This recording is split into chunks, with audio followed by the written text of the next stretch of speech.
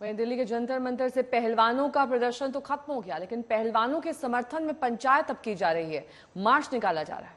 और पश्चिमी यूपी के मुजफ्फरनगर में किसान पंचायत कर रहे हैं। कोलकाता में ममता बनर्जी की पार्टी का प्रदर्शन चल रहा है, लेकिन इन सब के बीच केंद्रीय मंत्री अनुराग ठाकुर, उनका बयान सामने आया और सरकार कह रही है कि जो भी मांग खिलाड़ियों ने उठाई वो मांग मान ली गई है।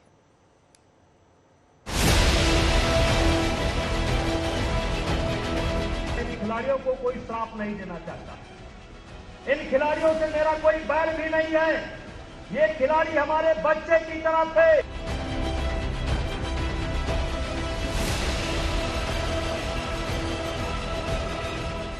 ये छोटा सा मसला जितना बड़ा बन चुका है, इतना समर्थन, याद करना, इतना समर्थन आज तक किसी को नहीं मिला।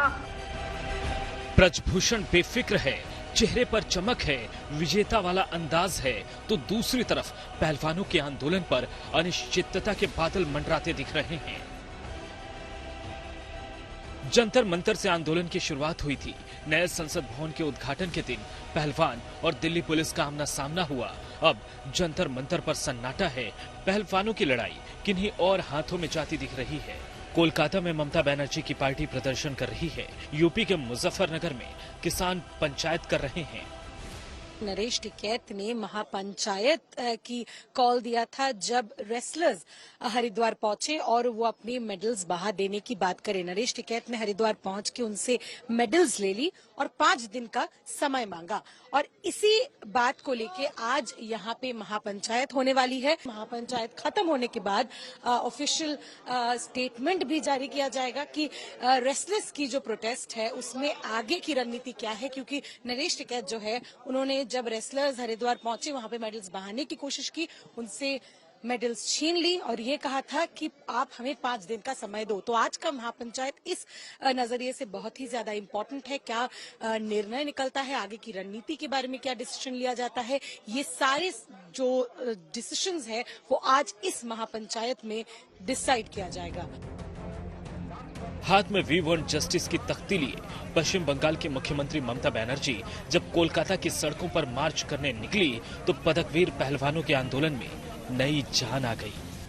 हमारा एक टीम जाएगा, हम पहले भी भेजा था, हमारा एक टीम जाएगा और उसका गैर मंच पे मिलकर उसको हमारा सपोर्ट देंगे। ममता की पार्टी पहलवानों के साथ खड़ी हो गई। कल जब ममता का मार्च चल रहा था तो उसमें खिलाड़ियों का एक बड़ा तबका था, खेल संघ के नुमाइंदे भी थे।